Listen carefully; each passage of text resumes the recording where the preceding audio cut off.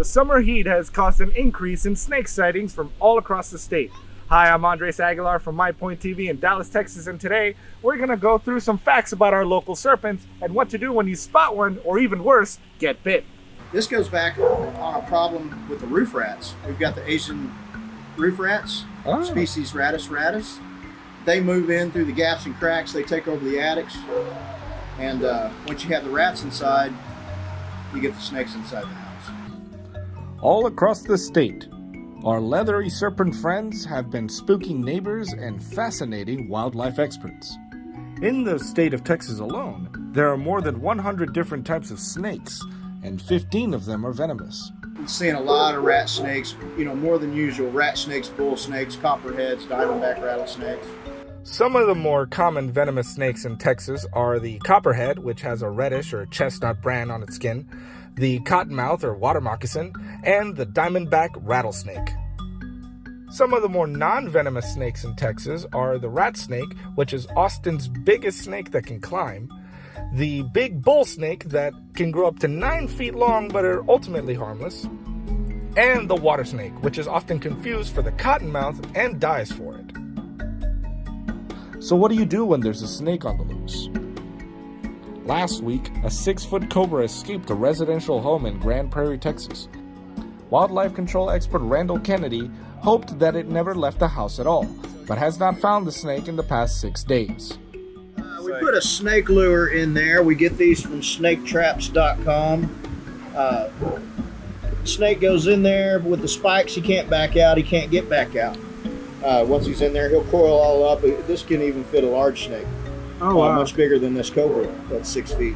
It's got a safety wall here, so you can get to the door latch. You can get to the handle, and the snake can't bite you. So after the snake's caught, we can pick up the snake, transport it elsewhere. Right. Yeah, he had a caging problem. He had a problem with his cage where the snake was able to get out the door while he was going down the street getting some food. Oh, I gotcha.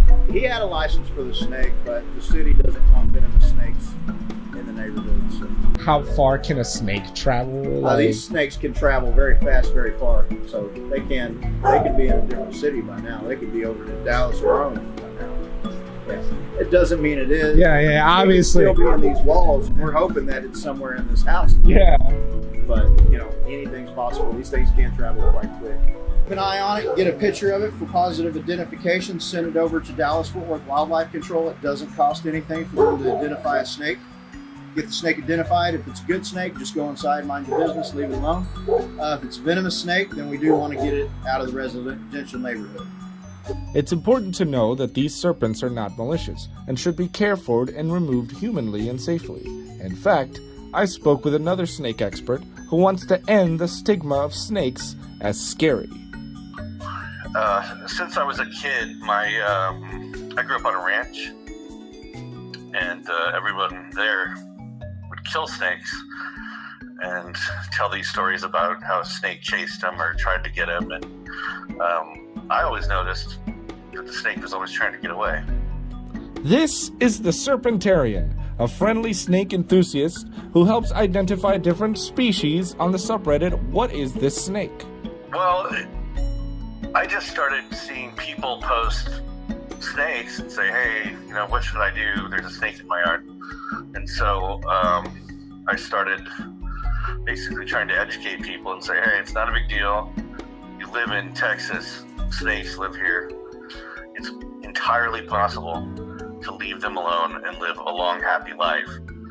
His goal is to write a friendly and funny guide to the different local snakes from around the U.S., how to identify different snakes, and what to do when finding one in the wild.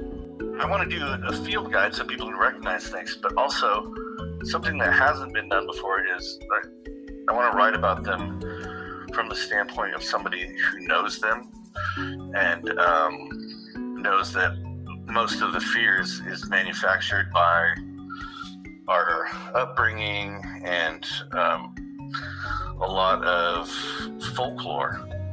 From MyPoint TV, I'm Andres Aguilar, and that's how I see it.